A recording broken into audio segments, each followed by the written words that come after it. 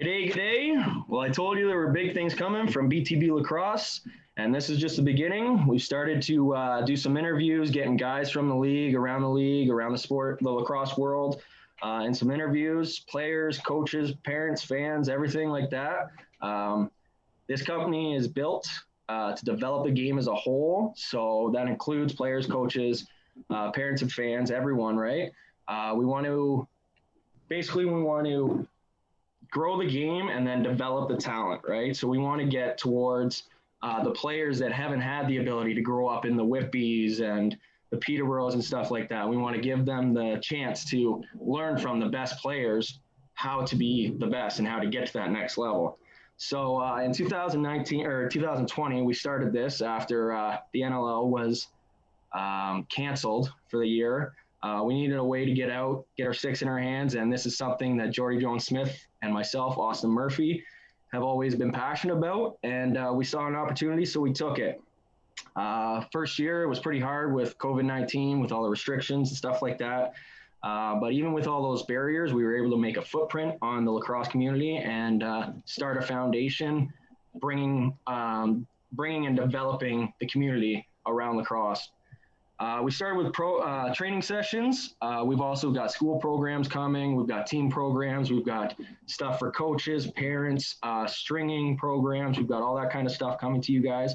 So that'll be out. So make sure you're staying up to date through our Instagram as well as our website. Now that's all in on this post and in our bio as well. All right.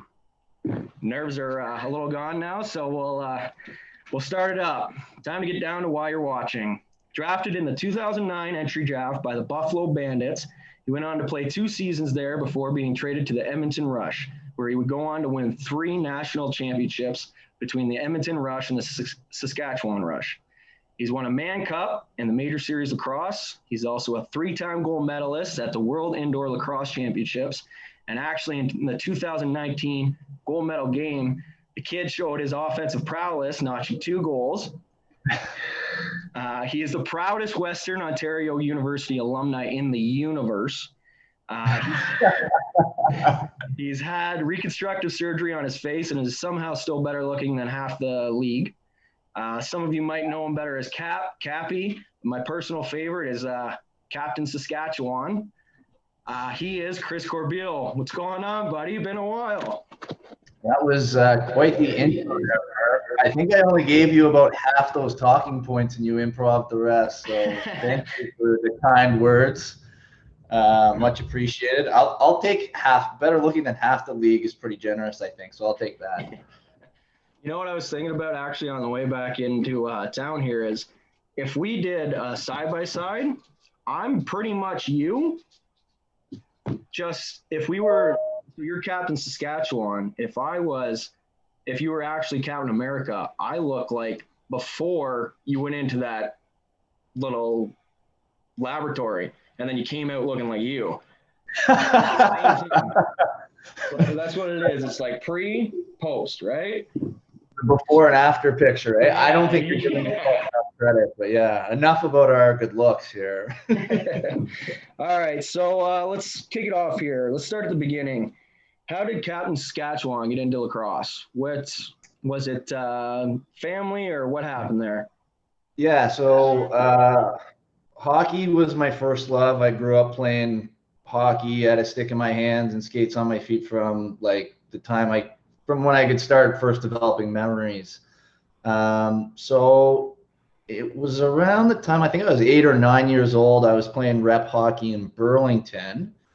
And our season was kind of coming close to an end, I think. And a kid on my team by the name of Kevin Brownell, who now plays for the Buffalo Bandits, his dad approached my dad and said, "Listen, I'm coaching the Burlington Chiefs minor lacrosse club for Kevin and Chris's age group. Like, he was basically just recruiting a bunch of kids off the hockey team to come and play lacrosse because he was looking for the best athletes. And at that age, there's not many, lacrosse players anyway, right? Yeah. So my dad, I think, was kind of fed up with T-ball at that point and, thought probably hanging out in the rinks and watching lacrosse sounded like more appealing to him than watching boring softball or baseball or whatever. So Yeah, for sure. yeah, we made the venture, and I fell in love with it. I loved it. It was it was fast paced and great way to stay in shape in the summer. And plus, all my friends on the hockey team were also doing it, so Yeah. that's how I got into it. Nice, man. So that's your minor. No championships. Heartbreaking loss, though. What happened there? Oh, well, a couple of I think one in Pee Wee. I want to say we lost like by a goal. I can't even remember who it was to. I was playing with Oakville, and then my midget year we had an awesome team. We had a really good team. Dan McRae was on that team too. And we ended up placing third at provincials, but it was a bit of a letdown. Like I thought we had the talent to win it all. I think we were the 1 seed coming into it, but didn't get her done. So yeah, it was pretty upsetting. Happens though, eh? Builds the growth. All right, so then on to junior. What did your junior career look like there? Junior was great. So I mean, before I wrapped up minor, I was playing a little bit of junior B in Oakville for the Buzz, and then graduated with a lot of those great players I was sort of talking about on the minor midget team, and we all went and played on the Buzz for a year together. And again, that was another heartbreaking provincial loss. We made it to the finals and lost to Elora.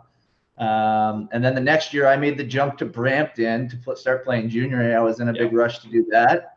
I'm not sure if it was the right idea though. A lot of guys hung back and ended up playing another year of junior B and winning a Founders Cup. So I missed out on that. Damn. But I felt like I was ready to make the jump. Yeah.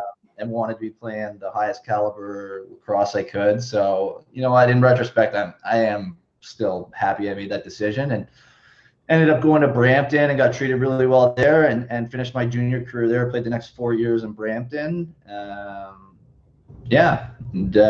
more heartbreaking losses as is the trend so far. Ended up losing in the OLA finals in my last year of junior, 2009, and then we were hosting the Minto that year, so we got an automatic bid, and then ended up losing in the finals of the Minto to the same team that beat us in the OLA finals, Orangeville Northmen, my favorite.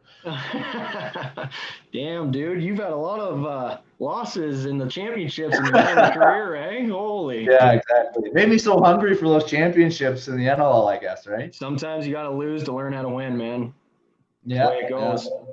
So how were you in minor and junior? Were you the skilled player? Were you the big guy? Were you hardest working? What were you, man? It kind of varied, I guess. Like there were good years and there were bad years. Like when I was real young, I was pretty fast. So I think, being fast is like 90% of what you need, because it's pretty easy to score in minor lacrosse when the goalies only take up like a third of the net. And I was getting lots of breakaway. But no, definitely never the most skilled guy. I'm sure that's hard to believe with my hands. I don't know. Honestly, I wasn't, like, some minor years I was a decent player, but a lot of years I was just kind of like middle of the pack, just another guy on the team. Like I said, by the time my draft year rolled around, like, my last year of minor lacrosse, I would honestly classify myself as like a good player on a really good team, but I wasn't like one of the top players on that team, not by any stretch of the imagination. And same through junior, I was never like a standout player. By my last year, I kind of started getting some attention, but never really had any aspirations growing up to play professionally. Not because I wasn't interested in it, but just because I never thought I was good enough. I remember actually being at a lacrosse tournament and getting asked the question, like, would you ever like want to play pro? And I just laughed. I'm like, yeah, sure, I'd love to play pro, but like, I'm sure everybody wants to, but I just like, I'd never even considered it. And at the time, I didn't think I'd be able to, but got some pretty fortunate bounces along the way, and I think a little bit of work ethic helped out with that too. And, fortunate to say I've been able to have a pretty good professional career. Absolutely, buddy. Still got you there? Yeah, sweet. Yeah, first one, so it might be a little bit shakier at times, folks. On to the next NLL career. Here we go. So did you know that you were being drafted to Buffalo? How did that look like for the people that don't know? Because, I remember when I was coming up after university, I had no clue, never paid attention to any of that stuff. I was just play lacrosse, see what happens kind of thing. What was that process like for you? Yeah, I was the exact same way. I was completely oblivious to the draft process, to be honest with you. Yeah. I was just trying to win a Minto because it was my last year junior. Obviously you have such a short window to try and win that championship. It's so elusive for a lot of guys. And that was really important to me. But I mentioned that because I think the Minto gave me some great exposure that I wouldn't have had otherwise. And obviously a lot of eyeballs watching, the National Junior Championship. So I got that exposure. And then trying to remember how it all shook out, but I remember Doug Arthur, who was the general manager of the Brampton Junior A team, still is. He reached out to me and said, hey, you're getting drafted, right? And I almost had to ask him drafted to what? And I kind of, the coin dropped. I'm like, oh, okay, nice. And get drafted to the NLL. That'll be a cool little notch in my belt, but never did I think make the team out of camp and then, end up playing for the next 11 seasons and find the success that I have.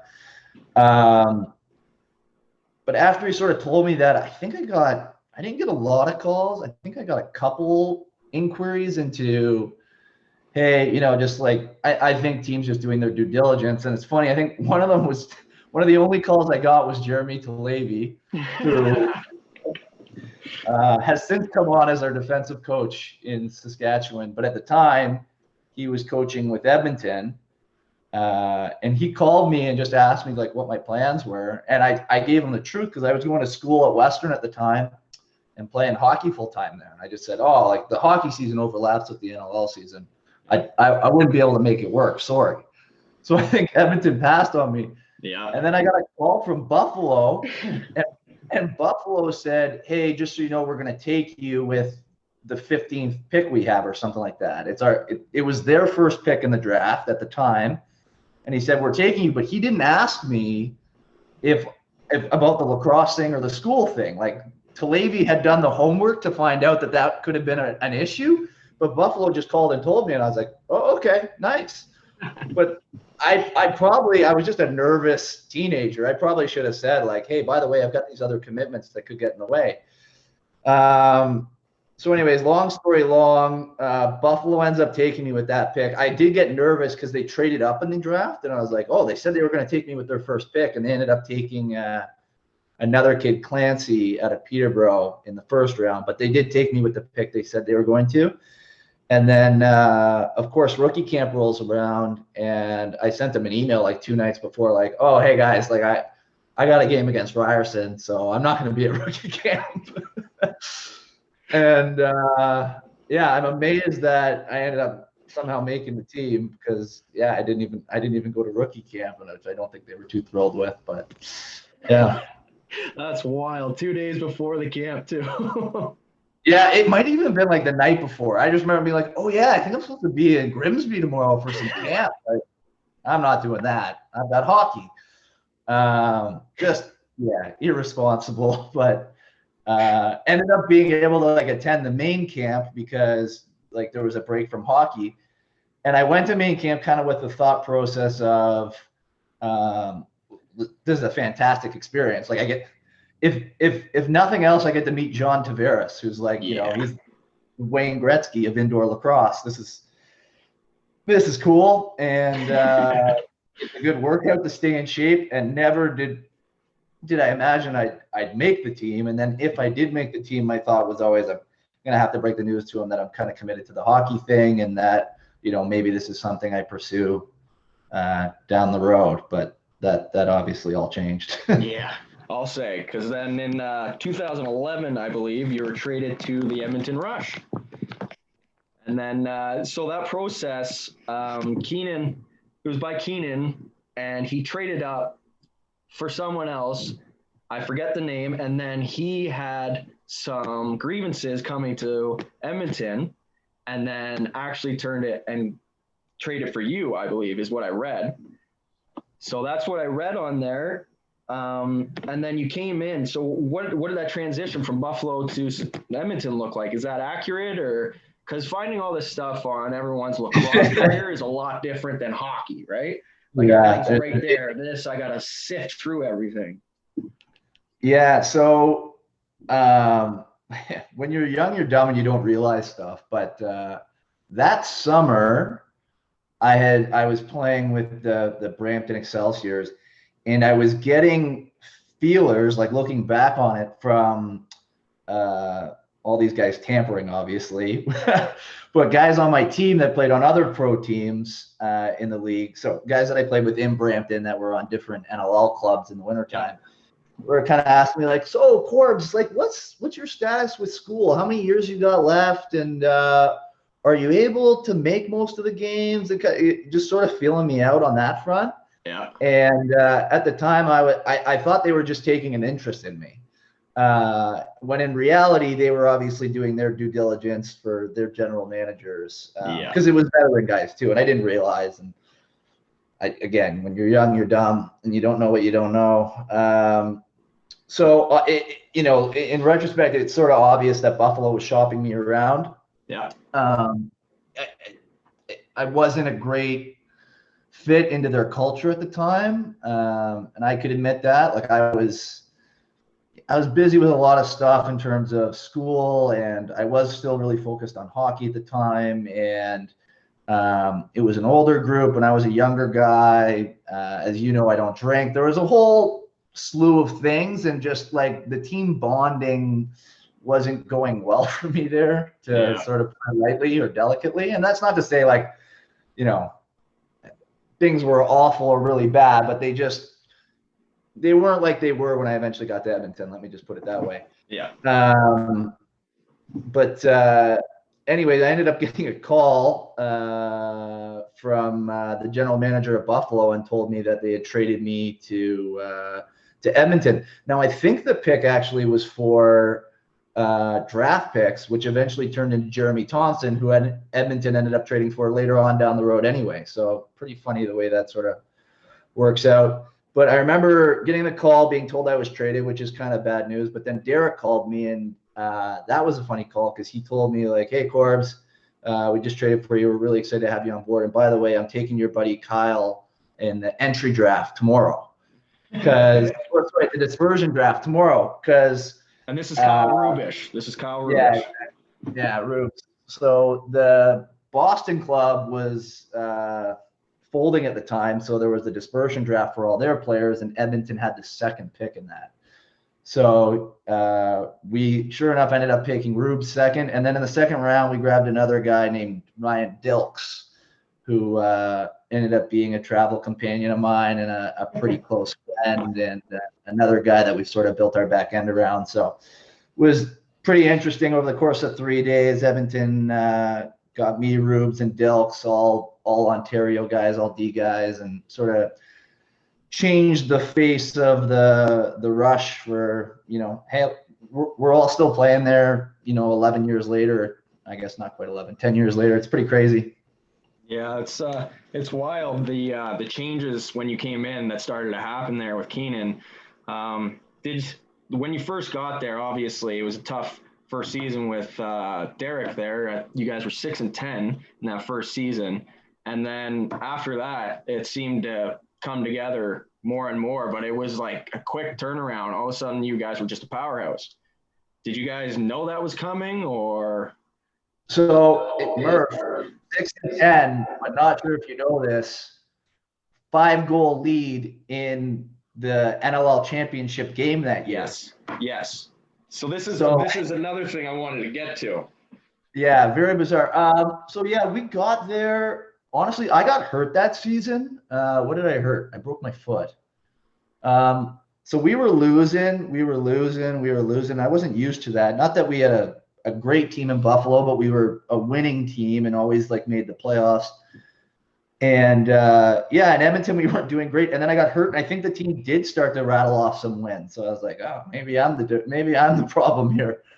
And then I came back and finished off the year, and I'm trying to remember exactly how the regular season finished, and I can't. Obviously, like you said, 6-10, not a great record, sneak into the playoffs. But then we were just rolling teams in the playoffs. Yes. Like we smoked Calgary. I don't think we beat them all year. I think we were 0-4 against them that year, and then we like doubled them up in playoffs. Yeah. And then we got Minnesota, and that might have been one of the biggest lopsided victories I've ever been a part of.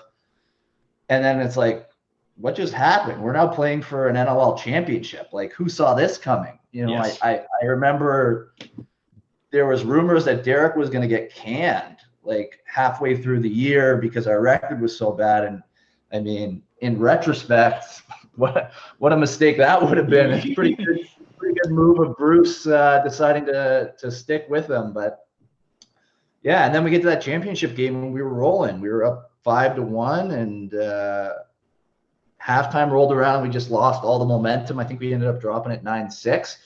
We were, if I remember correctly, like we were playing a little I don't know how to put this. We were dealing with some injuries, but like we were playing better than the team we had at the time. Yeah. And so I think the Cinderella story just kind of ended on us about 30 minutes too early. But yeah, it was a pretty crazy season. But we obviously saw the potential of the core group of young guys that we had, and then pretty sure we drafted a good player the next year that helped us out the next decade or so. And who would that be? A guy by the name of Mark Matthews. Who's that? Eh? Yeah, exactly. Don't want to blow his head up too much, though, eh? All right. So, Yeah. what was the change from the regular season to the playoffs? Like 6-10, it's all squeaked in or whatever. But then what happened? Like, was it coaching? Was it you guys buying in? What got you going? Oh man, that's so. I don't know. What year did you say that was? 2012, 2011? It was a little while ago. It's tough to remember. If you can. I think honestly it was just we had a lot of new guys in that year. I mentioned myself, Dilks, and Rubish, but they weren't the only ones. Like there was guys up front that were new too. Like there wasn't a lot of consistency from the prior year to the current year, and I think honestly I just chalk it up to like eventually developing that familiarity with one another and kind of finding your stride. So I think that had to do a lot with it. I mean, you know what it's like playing in the NLL. You're not on the ice or on the floor with guys every single day like other professional sports, right? Like we get together on weekends, we get in one practice the night before a game, so we're kind of limited into how hard we can go. And that's given the fact that everybody can make their flight on time. There's no delays, any of that stuff, because there's always something that comes up. So it just takes time, and it's not for a lack of effort. You really just need time to develop that when there's that kind of turnover. So I think that had a lot to do with that. Absolutely. So then let's get towards the run of the championships. You guys went to four finals in 4 years. So you guys won in 2015, 2016, and 2018. Lost in 2017. What happened here? Because this is like the Penguins or like the Blackhawks kind of thing. The runs, like they were just unstoppable kind of thing. You guys just had everything going. What made that so known across the league? Like you guys have always been a part of it, but like growing up and like knowing about the NLL, everyone was talking about you guys. You guys were just rolling. How did that happen? Obviously, you guys had a crap load of good players on both sides of the ball, but how did you guys all put it together? How did that come together like that? Well, honestly, a lot of it obviously has to do with Derek Keenan, coach and general manager of the Rush. And, I got to give him like lots of credit for just not just bringing in great players, but also bringing in great people. And Yes.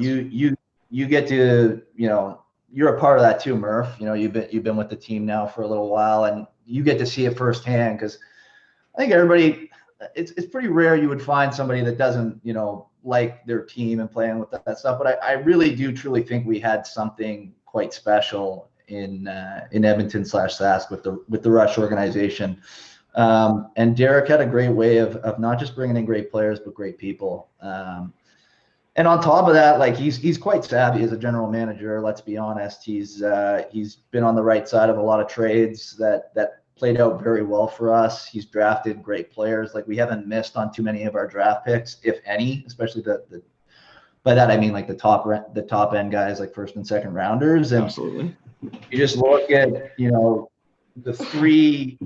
2 to 3 years of drafting that sort of preceded that run, and you look at the guys that we got. I talked about those first 3 on the back end that we grabbed.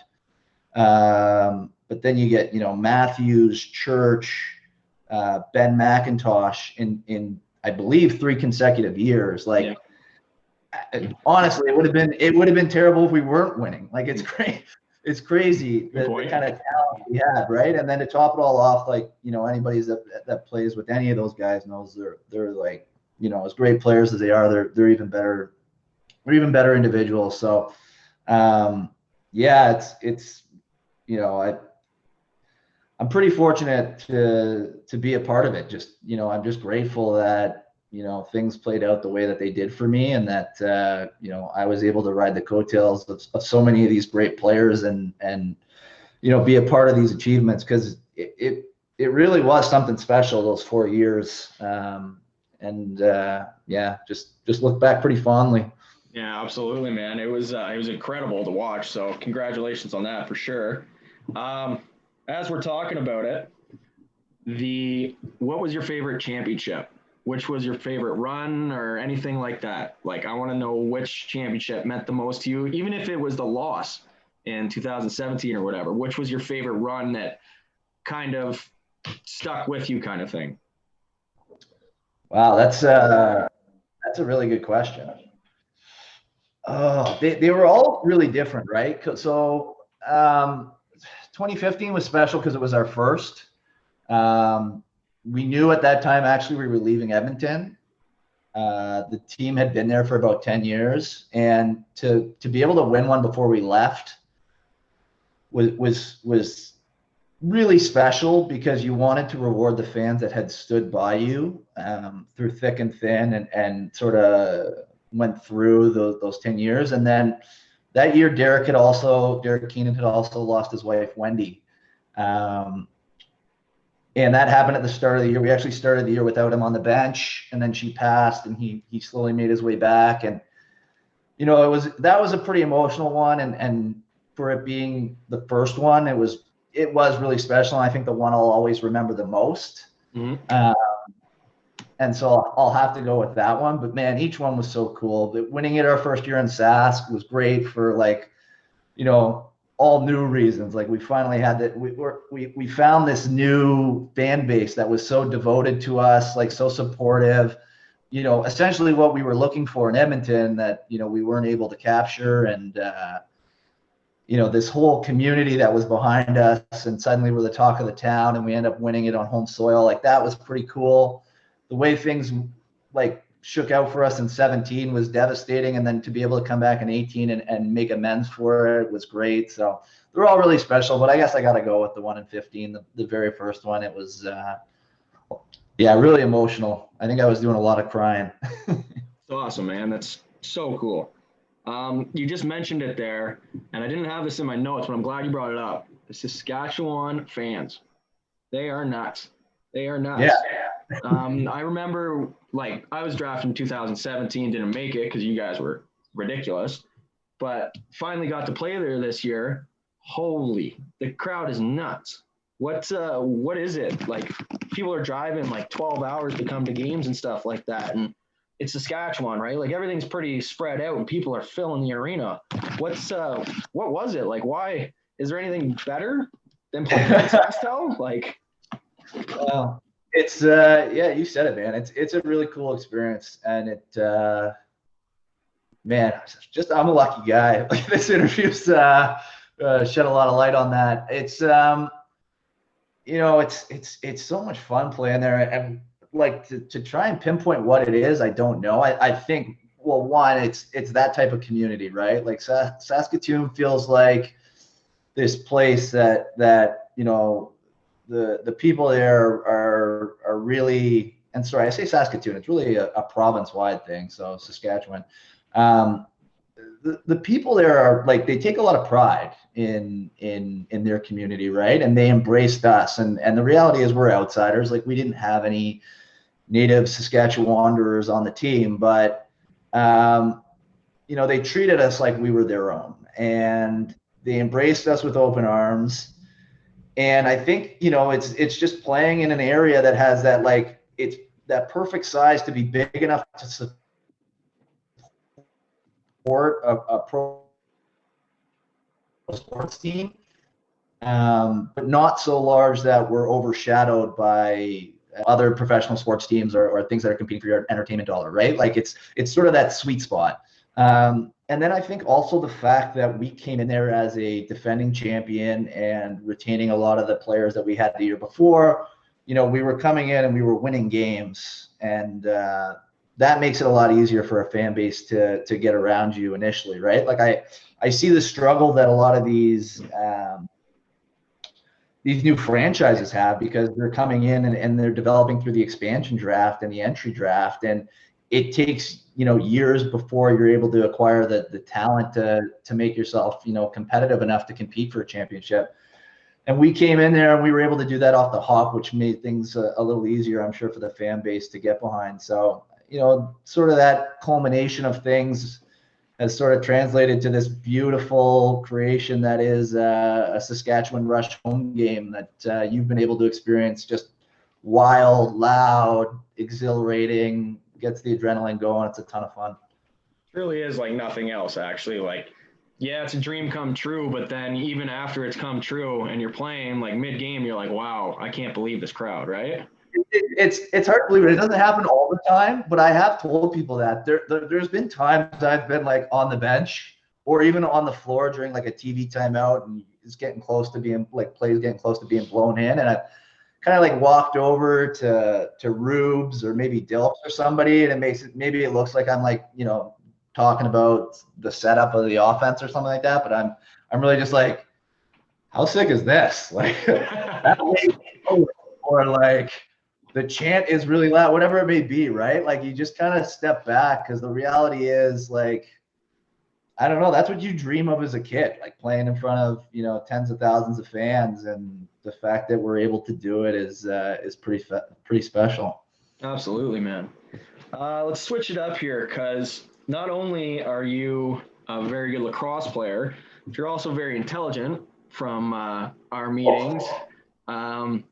You just carry yourself with such pride and charisma. But what do you do outside of lacrosse? Like, what do you do for a job? Did you study that in school? All that kind of stuff. How important is that stuff to make sure you're doing that as you're coming up through lacrosse as well for the youngsters, right? Yeah, well, so to answer your question, I split my time actually between a hedge fund and a mortgage investment corporation. So for the hedge fund, I'm the chief compliance officer, and on the mortgage investment corp, I'm I guess my title is controller.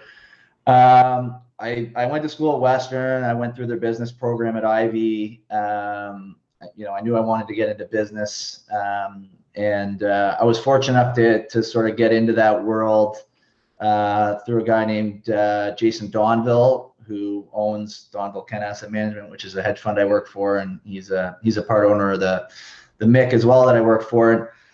Jason's a big lacrosse enthusiast and supporter of Canada's national teams and the Iroquois national teams. He's got a couple kids that played at Cornell. John's going to be drafted into the league soon. So that was sort of my entry, and it was good because he's a guy that gave a guy a chance that didn't have any work experience. I had the education, but obviously lacrosse sort of opened that door for me that, maybe wouldn't have been opened otherwise. So I'm pretty fortunate in that regard. But yeah, it is important, I think, always to have an education, because, sports we've seen can be taken from you in the, This year, right? Exactly. So, and pandemics aside, it could be other stuff. It could be personal stuff. It could be an injury, whatever it may be. So it doesn't matter how great you are at sports. It's good to have a plan B and a fallback, and you want to be educated. And that especially applies for lacrosse, because unfortunately we're still not at the point we would like to be with professional lacrosse, but it's tough to make a full-time living doing it. So the reality is a lot of guys have to work second jobs. And so, the good thing that I see though for young lacrosse players is I mean, the opportunities to go and play at college now are more abundant than ever. So, you can sort of leverage that ability the same way I sort of did to get into my career. You can do the same thing to get into school, and then use networks to build a career as well. So, it's important to make sure at least I believe it's really important to make sure you put a lot of focus and emphasis on your education. And that was always instilled in me from my parents, and something I focused on growing up. Absolutely. Thank you for that. That's a good message for the youth coming up, for sure. Let's switch it up here. Captaincy, that big old C on your chest. Have you always kind of been a leader on your teams, or like coming up, were you always kind of a leader, like maybe not the best, but kind of someone people look to, or did that kind of really come out when you got to the NLL with your work ethic and everything like that? I mean, I'll try to answer this as objectively as possible here. Hey, man, I don't care what it sounds like. Be honest, man. Be honest. I don't care. Be honest. No, I think the honest truth is I like no to that. I think, I've possessed attributes, and I currently possess attributes that, good leaders have. But I certainly didn't, and I still don't think this. Sorry, I'm running around an answer here. It's all good, man. It's so not always. I think, there's always areas of leadership that you can sort of improve upon. And I think I was always pretty good at being like disciplined and hardworking. Like those were never the issues. But that's not all it takes to be a leader, right? There's leading by example, and there's the way you everything. Talk to your teammates, talk to your coaches, talk to the referees, talk to fans, talk to staff. Like there's just the way you carry yourself, right? And it's so to be honest, like no, there's a lot of maturing I had to do when I was younger, and I'm still maturing, and there's still times where I look back and I'm embarrassed, or I don't like the way I handled something. Even if it's just in the locker room, like, an interaction between guys where, I feel like you just want to redo it at times in your head. So I'm constantly trying to improve that, because I do think there's a responsibility, obviously, that comes with being a captain, and it's a privilege, and it's something that needs to be earned. And I try and do my best to make sure that I'm consistently earning that, especially, I talked about the great group of guys we have in Saskatchewan. Like it's, to be the leader of that group is one, it's easy because it's such a great group of guys. There's usually not many issues or fires to put out. But the other side of it is that like there's so many guys that could easily take my place and do, the job that I do. It's I just want to make sure that I'm constantly working on being the best captain that I can be. Absolutely, man. I actually reached out to Derek Keenan here. I wanted to know why he picked you. And I also wanted kids to know what one of the greats of lacrosse thinks about a captain and what they need to do. So I got this here. So one, I think any team's leader or leaders have to be good teammates. Corbs is an excellent teammate. He genuinely cares about all of his teammates and what goes on in their lives on and off the floor. Number 2, leaders need to set the tone, set the example on the work side and preparation. His fitness is impeccable, so he sets the benchmark for the rush. He's the hardest working player in training camp and practice. Off the floor, he's a gentleman, respectful of others, and has a solid public image. He sets the example of who we want to be. 2, words matter. He may not always be outwardly vocal, but he knows when to speak and always says the right things. He can be rah-rah if need be, or he can hold back if needed. He sets the tone in the room. And then number 4, a bonus is he is extremely intelligent on and off the floor. He knows the game and he knows life. Coach K. So if you can still hear me with your head being big after that, what do you take from that? It might take a second to process and all that, but what do you think coming from Derek Keenan, right? Yeah, exactly. And I mean, that guy knows, because I mean, the reality is, like, I wear the C, but if you really think of who the leader of the rush is, at least the way I see it, it's Derek Keenan. It's always been Derek Keenan. And it's funny because a lot of the way he described me is the same way I would describe him, actually.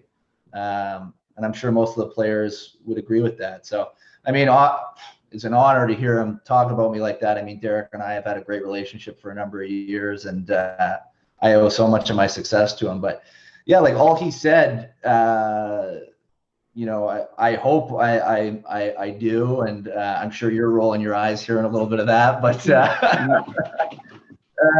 the reality is, like, and that's the standard I try to live up to, and one I try to maintain, and when I fall short of that, it's something that I try to note and do better at. And I think there's just always, it's a process of continuous improvement, and you're constantly bettering yourself, and that goes, like, not just on the floor and beyond that, it goes into the locker room and into the public. So yeah, that was a really nice quote, though. Absolutely, man. Yeah, I really wanted to get that across so that the viewers, as they grow, because they will be, I really wanted to get that out there, because I've seen with just some of the sessions that I've done and over the years growing up, training, like helping my little brother's friends and stuff like that, they don't really understand what it takes to be successful, not only on the floor, obviously, because they're growing, right? But they don't know on the floor and in life, right? Like, one of the biggest things that Keenan said to me in 2017 when he cut me was, he said, I know you'll get another chance, the game and stuff like that. But this thing that really stuck with me from that phone call from him was him saying, you're a good person, you're a good gentleman, and you carry yourself well. You're respectful. So that means a lot to me, and I'll always remember that. And that really stuck with me. So I just wanted to make sure that we express that to the youth coming up, that you need that. Yeah, Derek's always been good at preaching. Like, it's not difficult to do the little things right? Like, he talked about fitness and work ethic at practice and training camp, and then just being a good person. Like, listen, not everybody's going to have talent. Not everybody's going to have the right, the ideal size. Not everybody's 6'5", 230 pounds like Mark Matthews and has hands like him, right? Yeah. But anybody can run hard off and onto the floor. Anybody can, put in effort in the gym. Anybody can run their bag off in practice or whatever it may be, right? Like, and then similarly, like, anybody can just be a good person. Yeah. Like, treat others with respect, be appreciative of if you're at the minor level, your coaches and the volunteers that are helping you out, and be happy for your teammates. Like, that's all stuff you can choose to do, right? And then it's all stuff that's within your control. And I think you look after that stuff, then the rest tends to look after itself. Yeah, absolutely. Let's get back to some rush stuff here. So after you guys lost to Colorado in the playoffs in 2019 in the first round, you had a quote that I found, and it said, "I'm very excited to be coming back." This is after you had signed again. Yeah. I'm very excited to be coming back. We've got some unfinished business. What?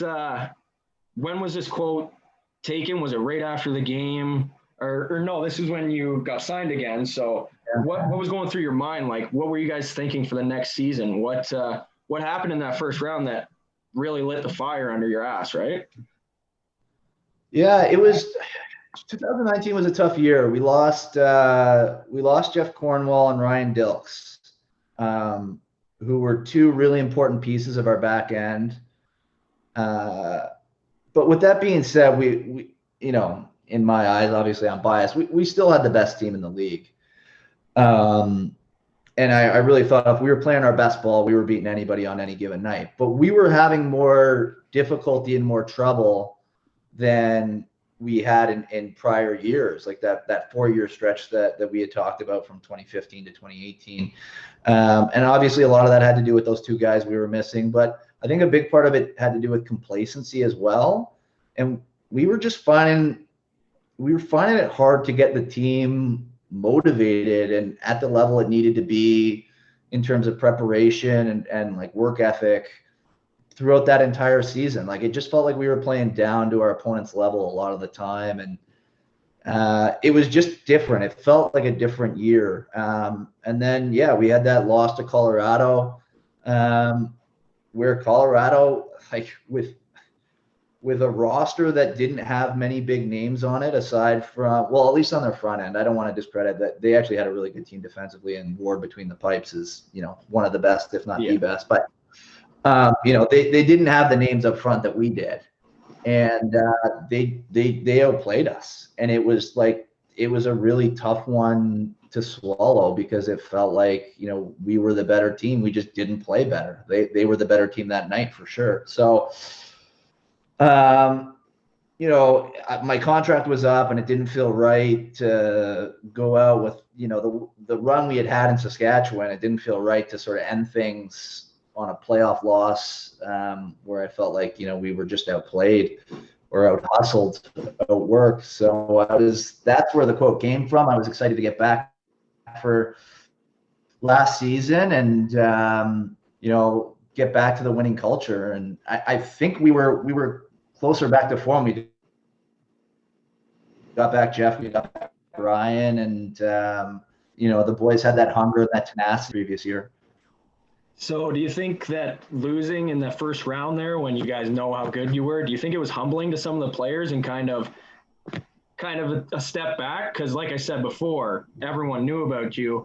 Was it kind of that moment where you guys were like, shit, we can't just walk into a building and assume that we're going to win, right? Like, obviously you thought that before, but was that like, could you see that take over in some of the guys' brains a little bit? They were like, oh shit, like we got to really play every night, right? People aren't going to roll over for us. Yeah, it was a wake up call for sure. It was that. And I think just like, upon reflection, it was just disappointment in ourselves. Like I think you take for granted the fact that we had this collection of such great players together. And, the reality is it's pretty rare that comes along in the NLL. And, the fact that we, essentially let a year like that get away from us is just really unfortunate because, there's a lot of guys that don't get the opportunity to play for, teams like that. It's the reality of things. And we had such great talent. We just didn't put it together. And, now we're seeing it because the mindset when you're doing it always feels like there's always next year, right? There's always next year. And then, the reality is there hasn't been a next year. And then there wasn't a next year after that. So, the NLL isn't going to crown a champion for 2020 or 2021. And, when we lose in 2019, had we known that, it might have changed our mindsets a little bit, obviously, right? But absolutely. So let's get to the year that was just canceled, not just canceled. So we're mid-season there. We're 7-3. We're first in the West, but some people were starting to question the Rush in the beginning because we had 2 home losses, which in that building, right? Like people were starting to question us. We were still first in the West Division. What do you think about that season? Like how it was going, where it was going to be finishing, if you have predictions, anything like that. With COVID going on, talk about COVID. Like I want to get your view on that year because it was all over the place, right? It was an inconsistent year. It was pretty bizarre. Like we were playing some really good games, we were playing some really good bad games. We had like a really terrible loss to New England. Like they outplayed us, and we looked we looked like we couldn't even be on the same floor as those guys. Like Yeah. they were good. And we had that game in Halifax where like I was embarrassed for Halifax. We were beating them up so bad in the first half.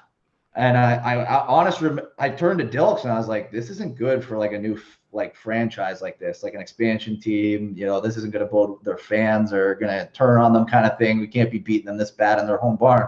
Oh, boy, did I eat my words? Yeah, like meanwhile, you know, we need a goal called back in overtime just to squeak out with a win. Like it was crazy. Like it was just that was sort of the year, up and down and inconsistent. I don't know. It's tough to put a finger on like why that was exactly, but you know, for as bad as it was at times, we were also really good at times as well. And I think we showed flashes of how great we were. And obviously, my belief is that you know we would have put it together and we would have got the win. But you know, I'm sure Calgary was thinking the same thing once they got Dobie back, that they were going to go on their run. And I'm sure, you know, New England, who was sitting first overall in the league, was thinking that they had a championship as well. And that's the way teams should think, obviously. But regardless, we were definitely in the mix for to compete for another championship. And COVID obviously put that on halt, which is unfortunate. And what stands out to me is just how quickly it all sort of happened. Like, you know, I'm sure health experts will laugh when I say that, but the reality is, like, it wasn't really much of an issue here in Canada. It certainly wasn't an issue in Saskatchewan. And I remember the last game we played, I was walking to grab food, or I was walking to the mall. Anyways, I was with Dilks and Rubes, and I said to him, like, this COVID thing might present a bit of a problem. And they were kind of like, in what way? And I said, well, you know what? I bet they might have to start limiting capacity at arenas. And they're kind of like, oh, okay, maybe. Like, I don't know. They trusted me for what I was saying, and I was just kind of speculating. And then sure enough, a week later, I'm getting a call like, hey, don't get on the plane, and make sure you tell the guys not to get on the plane because the games this weekend in Calgary are canceled. And then it would sit around and wait, and it's been sitting around and waiting for coming up on a year here. So it's it's pretty unfortunate. And I know I miss it like crazy. I'm sure you miss it like crazy. The reality is, you know, we probably took it for granted back in 2019 and the first half of 2020, because it's not until you lose something is, you know, how much you don't realize how much you appreciate and how much you love it, really. Absolutely. And I think that's something a lot of people notice this year is give a little grace for what you got because it can be gone in an instance, right? Yeah, it's easy to sort of grieve or complain about the fact that, oh man, these early flights out of Saskatchewan, I'm so tired. I work Monday to Friday, and then I'm traveling all weekend, practice, and like, man, I'd give anything right now to be able to hop onto a plane, play in front of a full building in Saskatchewan, get no sleep, and then catch a red eye home or whatever, right? Like, small price to pay for how much fun it is just being around the boys and playing in front of those fans and just playing the game that we love, right? Absolutely, man. I want to jump back for 1 second here. That game in Halifax. So I wasn't in that game. So I was up top watching it. And like at halftime, I remember coming down and I was saying to Jordy, I was like, yo, we're destroying this team. This is ridiculous. Like, do you want to go get some food or something after this? Go back up. Let's go get some donaires while we're out here.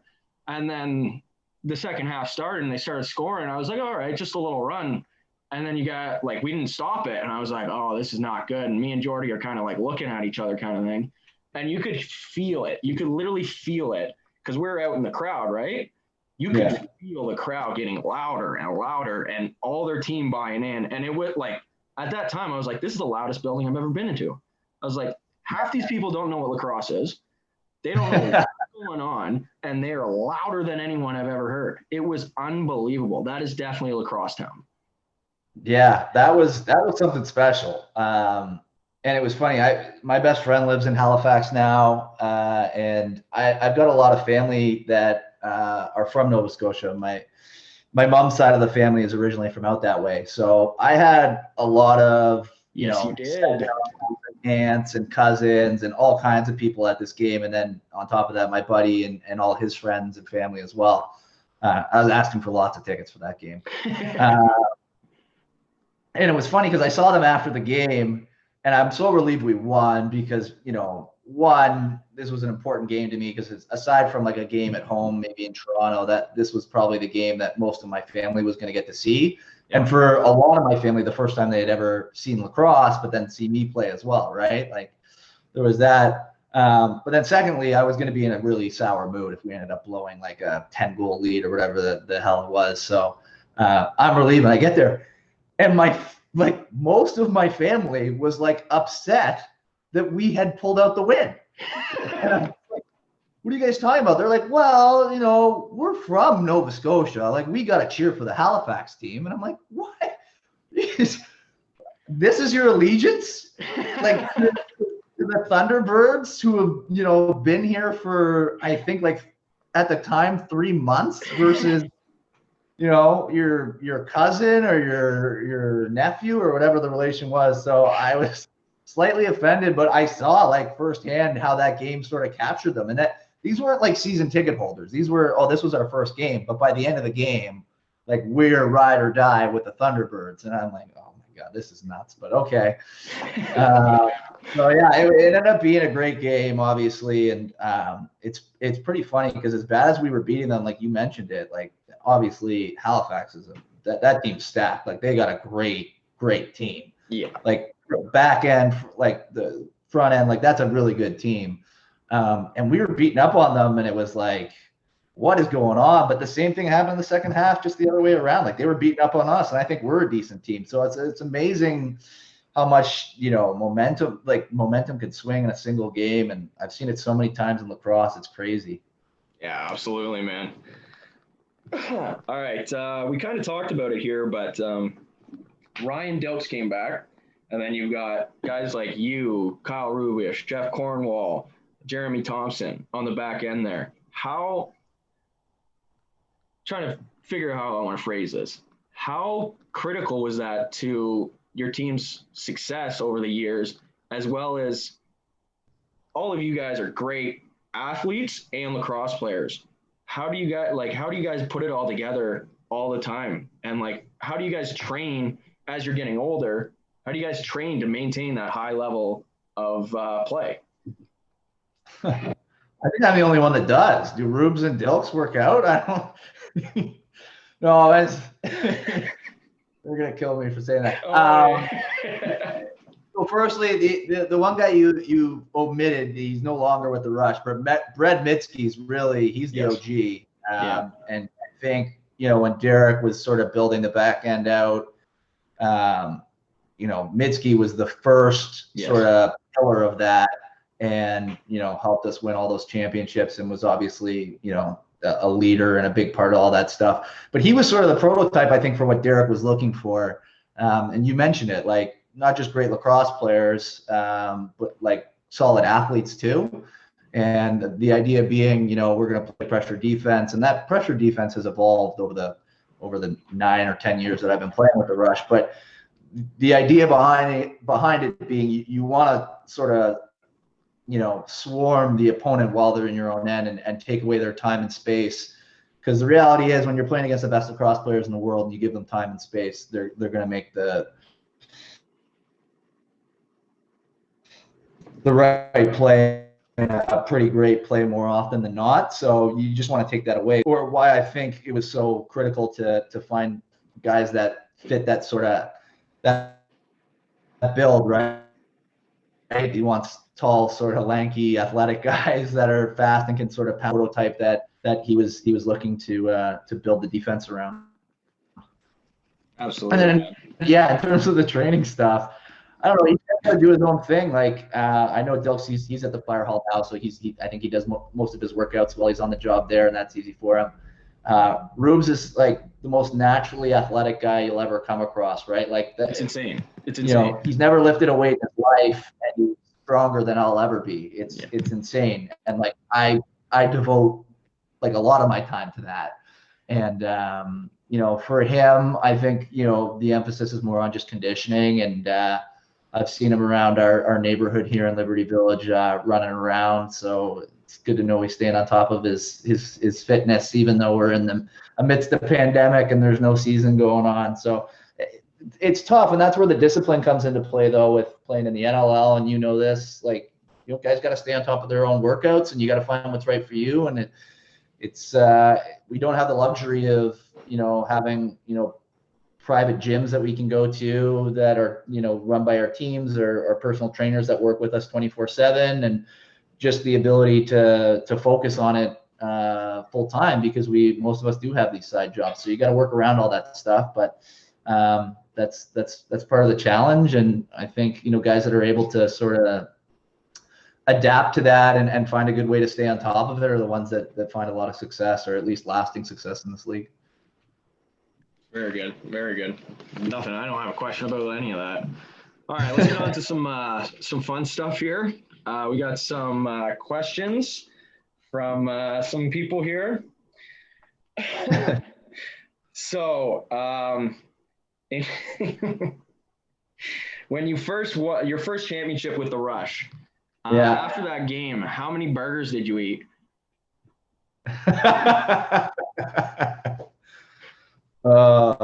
I don't remember how many burgers I ate. That's what's the story here? Like, I was told this, and I was like, okay, I gotta hear it. I don't know who asked you this, because I have a suspicion. I don't know if it's what you're looking for, though. So I mentioned it earlier. Like, I didn't, I never drank growing up, alcohol. That is, like, I stayed off the booze. That was just a personal decision I made early on in my adolescence, and just kind of ended up sticking with through my young adulthood. But the deal I always had with the guys was that I would start drinking, or sorry, I wouldn't start drinking. I would drink if we ever won the championship. So sure enough, we won, and like the first beer I ever had was out of the NLL championship trophy, which was pretty cool. What? Yeah. That's sweet. Yeah. And then so that night I was drinking, and our trainer at the time was a girl named Maria, and she drove me home from the bar, or her husband did. I can't remember, but it was her husband in the car, me, my wife, and my mom, who had come to the game. And we all went to the bar after. We were in the car going back to the hotel, and we stopped at McDonald's, and I think I ordered a lot of burgers. So that, I think, is where the burgers comes from. I can't even remember, because again, it was my first time drinking. So you can imagine the state I was in by the end of the night at the drive-thru in the McDonald's at 2 a.m. at that point. So fair. From that question I have, where do you put all this food? Because I eat a lot. And I remember the first time we went to dinner with a bunch of people in Vancouver, was in the training camp, and I ordered a meal, like app, and then a meal, and you did the same thing, and so did Jeremy Thompson. And I remember I was like almost done my meal. I was like, I can't do it. This is too much. And Jeremy looks over at me and he goes, hey, are you going to like finish that? I was like, well, Corb's actually already asked me for it. He's like, oh, he always does that. How do you eat so much? Like, how many calories do you take in a day? I don't track that. I probably should, but it's high. Like, I eat a lot. I don't know. I must have like a super high metabolism. But yeah, and I was gonna say, the only guy that comes close that I know of is Jeremy. He and I put it back. Yeah. But that's why I love these, like, going for team meals or whatever, because a lot of guys don't finish their food. Like John LaFontaine was the best. He ate like a bird. Like, he would order a full meal and just like pick at it like, oh, I got one coming. Yeah. So another question I got was John LaFontaine. First, what a beauty he is, right? Yeah. He had to be traded away. Is it true that he requested a trade because he was always hungry before games because someone ate his pregame lunch? You'll have to talk to Derek about that one. I can neither confirm nor deny that, but if it was the case, I think we know who the culprit was. Yeah, poor John. John wouldn't even be. I'd be snatching his plate, like he'd be like 3 bites into it, and I'm like, "Oh, you're done with that, eh, John?" Like just essentially bully him into giving me the rest of the food. He's playing on a light stomach. He's like getting lightheaded during the game or something like that because, yeah, I ate all his food at pregame. But poor Johnny. What else we got here? True or false? And you got to give some background to this one. This is in 2013 or 2014. Did you try to shift the earth in Philly when you were given a harmless 2-minute penalty early in the game? What's going on with this one here? That to this day, I don't know who the ref is that called that penalty, but man, I'm still mad. Yeah, it's true. It's true. The story behind it is it might have been. I think it was Callum. I think it was Crawford. I think he was playing in Philly at the time, or was it? Anyways, I can't remember who it was. I was guarding somebody, and they did the old move where you grab the guy's stick, the defender's stick, and pull him, and then you it's a pretty good move if you can get away with it. So he did it off ball to me and got a step on me, and like as he was getting by me, I screamed out frantically, hold, that's a hold. And anyways, he ends up getting like a great chance, and I think Boldy made the save. But anyway, like the ref stops the play, and I'm like, okay, good. Like they're calling the penalty. He got it. He saw what happened because I was screaming at the top of my lungs that there was a hold. And sure enough, he gives me a penalty for holding. And I just lost it. And it was a double overhand sledgehammer swing with my stick onto the turf. And it was bad, but no one really mentioned it at the time. But then it was caught on camera and presented at video the next week. And that's when it really took off, and guys really took note of it. And yeah, it took a little hard time for that. Oh, it's too good, man. Some of the stuff that guys are trying to get me to ask, I'm like, I can't do that, but that's a pretty good one. He didn't really give me much either, because like I was like, all right, what's that? He's like, trust me, just ask about it. I was like, all right, sure. All right. On the Saskatchewan Rush website, those questionnaires that we fill out or whatever for the fans to see us and stuff like that. So yeah, the ones we're scrambling to fill out as quickly as possible so that we don't have to continue filling them out and we can go back to our getting food or our hotel room or whatever. Yeah, okay. Yeah, exactly. So you said on that Mark Matthews is the most superstitious on the team. Why is that true? Why'd you say that? Oh, that's a good question. I don't know if we have too many guys that are like really superstitious, and I feel like he kind of is. I'm trying to think of what would have been the motivation for that. He and I always sort of leave the locker room at the end at the same time. So he goes second last and I go last, but he's got this like he has to bump fists with guys in a certain order as we leave. Like I have to be the last guy he bumps fists with. And so like there's that little, yeah, that's kind of superstitious. And then I don't know, honestly, it's kind of just a reflection on myself because it's most of the stuff he does, I do as well. Like we both sit at the front of the bus on the way to games, and we sit there and chat, and we do that every time. So I don't know. I honestly, the answer is probably Evan Kirk. And I don't know if superstitious is the right word, but like he's the most rituals. Yeah, exactly. Like you cannot.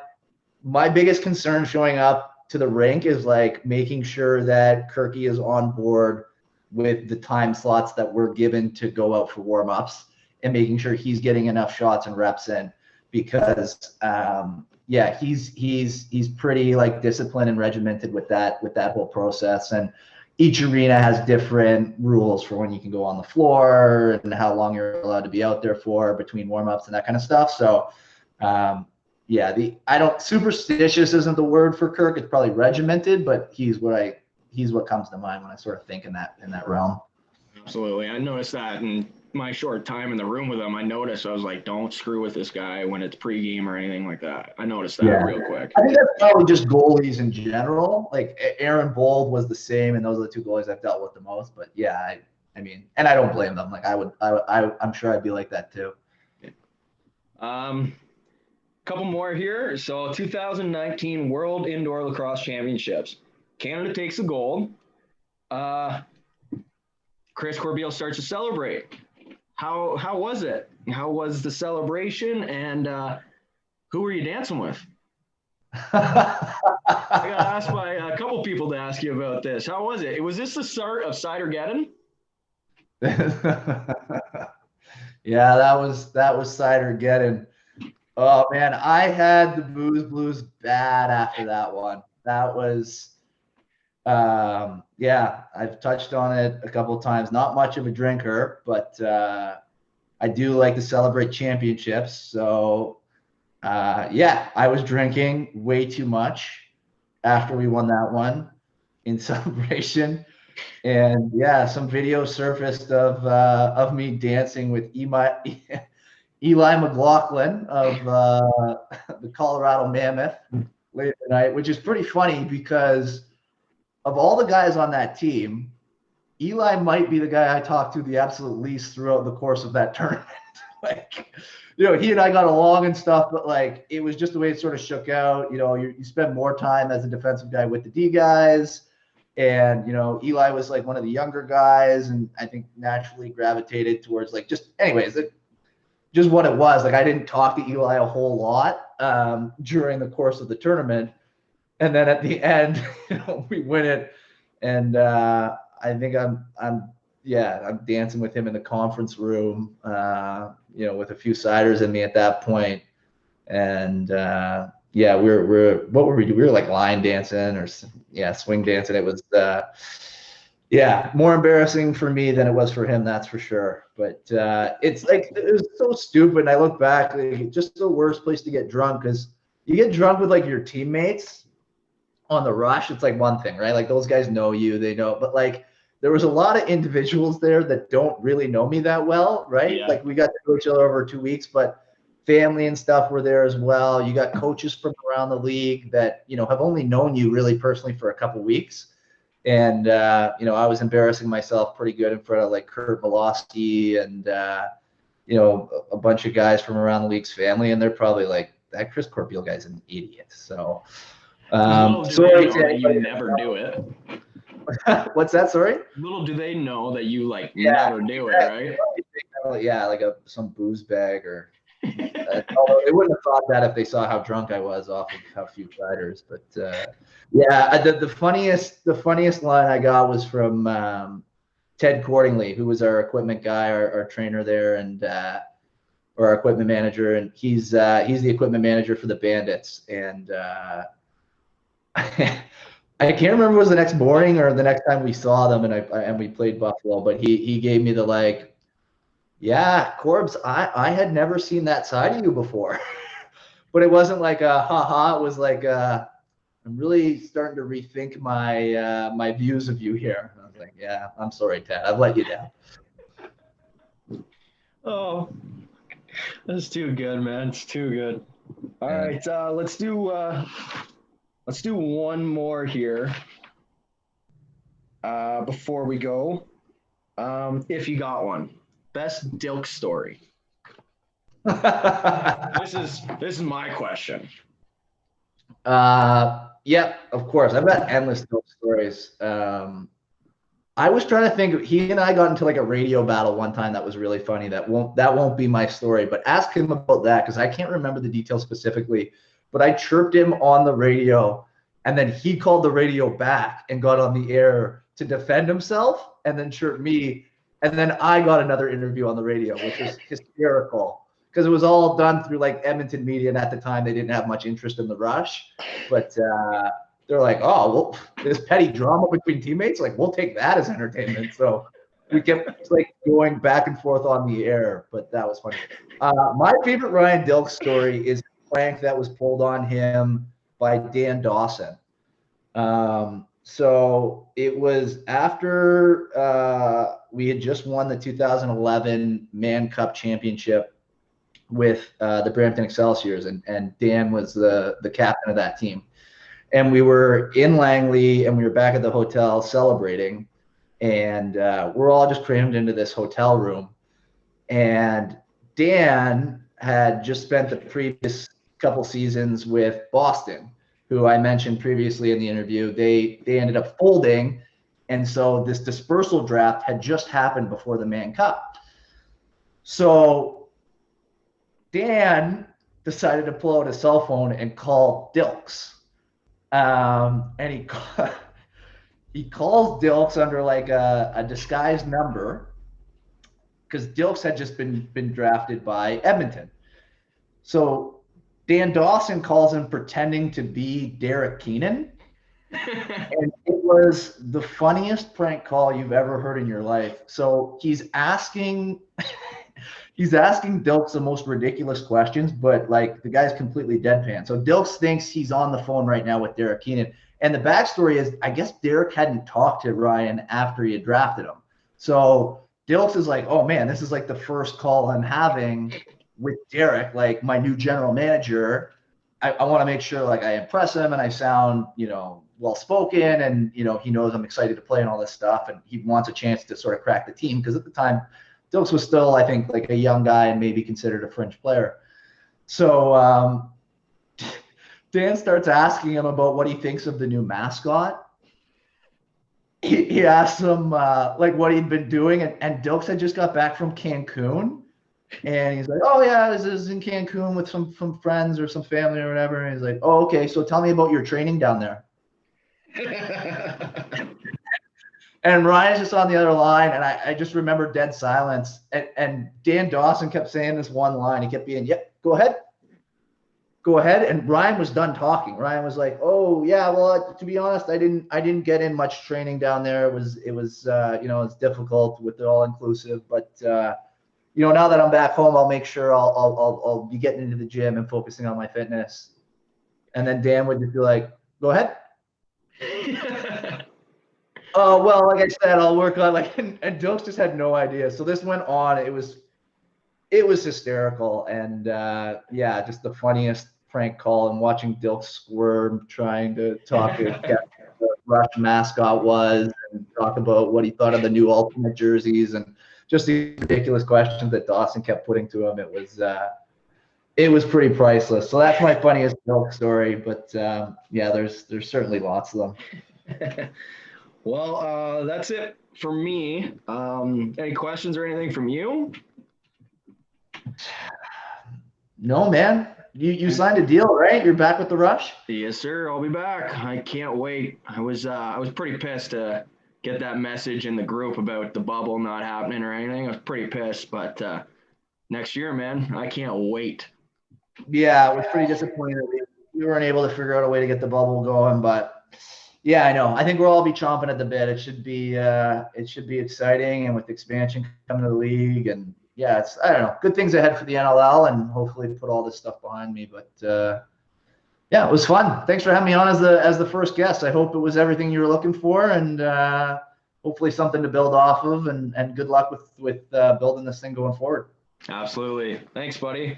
So that's it from us, from Captain Saskatchewan and the rest of our brand at Better Than Before Lacrosse. We want to thank you for tuning in here, and keep an eye out for new content coming out. It'll be coming out often, so I'll keep you up to date, and make sure you hit that follow button.